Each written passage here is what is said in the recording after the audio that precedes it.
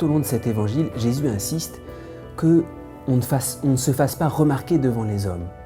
Quand tu fais l'aumône, ne te fais pas remarquer. Quand tu pries, ne te fais pas remarquer. Quand tu jeûnes, ne te fais pas remarquer. Alors peut-être Jésus insiste tellement là-dessus parce que se faire remarquer, se faire voir, attirer les regards, c'est maladif dans le cœur de l'homme. Ça s'appelle la vanité. Et c'est vrai que quand on cherche à attirer les regards, par exemple quand on cherche la puissance, la renommée, la réputation, en fait ça dévoile une immense faiblesse. Quelqu'un qui cherche à tout prix à se faire regarder par les autres, c'est qu'il y a un manque, il y a un vide en lui qu'il cherche à combler. C'est ça que quelqu'un qui cherche peut-être à une immense réputation, en fait il voile une immense faiblesse en lui. Et durant ce carême, Jésus veut nous guérir de ça. Et comment est-ce qu'il veut nous guérir? Par le regard du Père.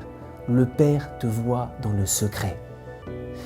Jésus nous dit, laisse-toi guérir par le regard du Père. Si tu te laissais vraiment regarder par le Père, tu n'aurais pas besoin de te récupérer en regardant, en cherchant le regard des hommes à travers ta réputation, à travers la puissance, à travers l'argent.